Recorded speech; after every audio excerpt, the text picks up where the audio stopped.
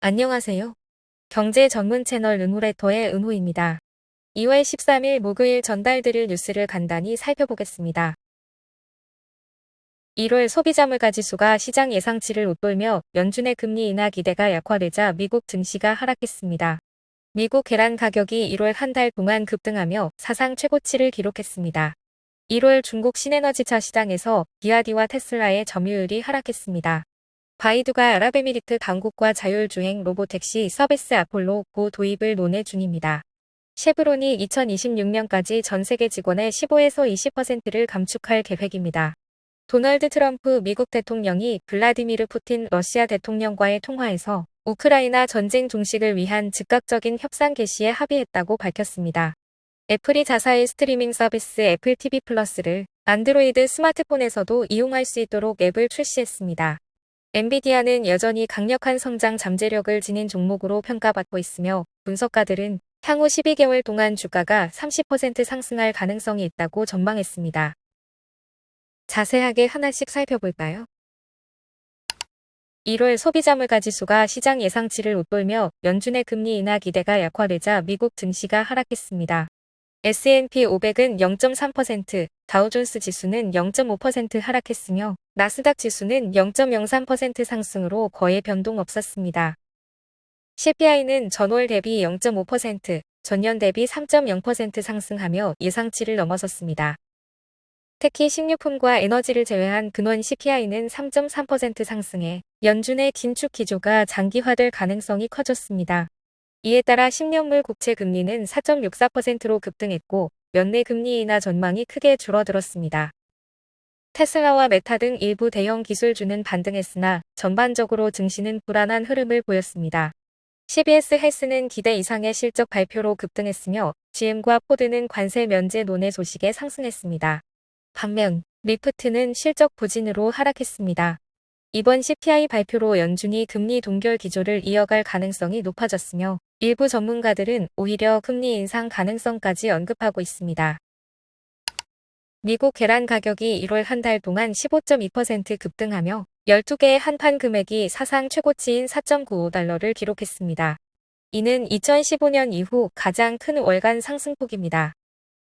계란 가격 급등은 전체 소비자 물가 상승률을 3%로 끌어올리는 주요 원인이 됐으며 특히 식료품 물가 상승을 견인했습니다. 또한 주택비와 에너지 가격 상승도 물가 부담을 가중시켰습니다.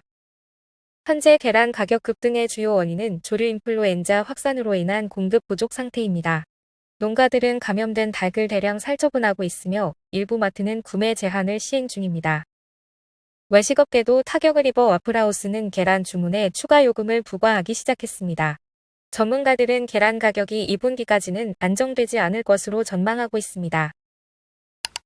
1월 중국 신에너지차 시장에서 비아디가 20만 242대를 판매하며 1위를 유지했지만 점유율은 26.9%로 전년 동월 31.0% 대비 감소했습니다. 테슬라는 3만 3,703대를 판매하며 6위를 기록했으며 점유율은 4.5%로 하락했습니다. 반면 지리자동차는 11만 7,576대를 판매하며 82.9% 증가, 시장 점유율 15.8%로 2위를 차지했습니다. 창안자동차는 5만 1,075대를 판매하며 3위를 기록했습니다. 리오토, 샤오펑, 리프모터도 각각 7위, 8위, 10위에 올랐습니다. 전체 승용차 시장에서는 지리가 23만 9,944대로 1위, 비아디가 2위, FAW 폭스바겐이 3위를 기록하며 비아디가 전체 시장에서는 1위를 내줬습니다. 바이두가 아랍에미리트 강국과 자율주행 로보택시 서비스 아폴로 고 도입을 논의 중입니다. 이르면 올해 상반기 두바이에서 시험 운행을 시작할 계획입니다. 바이두는 지난해 홍콩에서 자율주행차 테스트 라이선스를 획득했으며 중동과 동남아 시장 공략을 위해 두바이, 아부다비, 리야드 등의 비즈니스 개발팀을 확장하고 있습니다. 한편 구글의 웨이모도 올해 초 일본 도쿄에서 첫 해외 테스트를 진행할 계획이며 중국 자율주행 기업들은 미국과의 기술 경쟁이 심화되는 가운데 해외 시장 진출을 가속화하고 있습니다. 쉐브론이 2026년까지 전 세계 직원의 15에서 20%를 감축할 계획입니다. 이는 약 8천에서 9천 명 규모로 연료 사업 적자와 생산 비용 증가로 인해 20억에서 30억 달러의 비용 절감을 목표로 합니다. 쉐브론은 가이아나 유전 진출을 위한 530억 달러 규모의 헤스 인수 계약을 추진 중이나 엑손모빌과의 법적 분쟁으로 거래가 지연되고 있습니다. 한편 카자흐스탄 대형 유전 프로젝트에서 비용 초과와 지연 문제가 발생하며 실적이 악화됐습니다. 회사는 조직 구조를 단순화하고 기술 활용과 자산 매각을 통해 운영 효율성을 높일 계획입니다. 내부적으로는 직원들에게 자발적 퇴직 신청을 받고 있으며 2주 내 새로운 리더십 구조를 발표할 예정입니다. 도널드 트럼프 미국 대통령이 블라디미르 푸틴 러시아 대통령과의 통화에서 우크라이나 전쟁 종식을 위한 즉각적인 협상 개시에 합의했다고 밝혔습니다. 트럼프는 블라디미르 젤렌스키 우크라이나 대통령과도 대화를 나누며 평화 가능성을 논의했습니다. 푸틴은 전쟁 종식을 위한 대화를 환영했지만 러시아가 점령한 우크라이나 영토를 반환할 가능성은 낮아 보입니다. 한편 미 국방장관 피트 헥셋은 우크라이나의 나토 가입이 현실적인 목표가 아니라고 밝혀 미국의 입장이 변화하고 있음을 시사했습니다. 젤렌스키는 서방과 협력해 러시아의 침략을 막고 평화를 확보할 것이라며 긍정적인 입장을 보였으나 미국이 군사 지원을 얼마나 지속할지는 불확실합니다. 애플이 자사의 스트리밍 서비스 애플 TV 플러스를 안드로이드 스마트폰에서도 이용할 수 있도록 앱을 출시했습니다. 기존에는 애플 기기와 일부 TV 플랫폼에서만 이용 가능했지만 이번 확장으로 넷플릭스, 디즈니 플러스와의 경쟁력을 강화하려는 전략으로 보입니다. 애플 TV 플러스는 2019년 출시 후 테드 라소와 세버런스 등 인기 콘텐츠를 보유하고 있지만 시장 점유율은 상대적으로 낮습니다.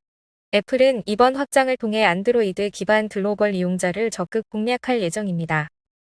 또한 애플 TV 플러스 안드로이드 앱에서는 메이저리그 축구 시즌 패스를 지원해 스포츠 콘텐츠 접근성을 높였습니다.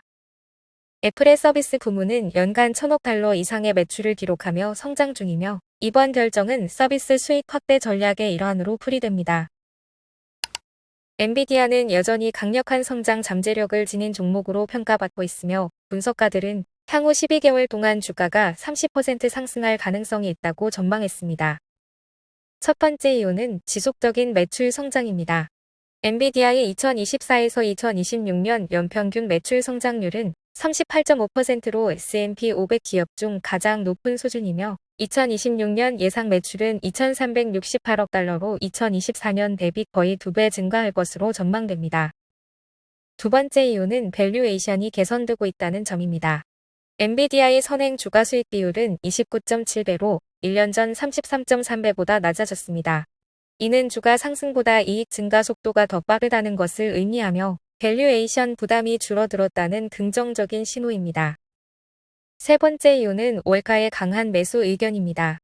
애널리스트들의 평균 목표 주가는 174.75달러로 현재의 주가 대비 32% 상승 여력이 있으며 91%가 매수를 추천하고 있습니다. 특히 매도 의견이 전혀 없다는 점도 긍정적인 요소입니다.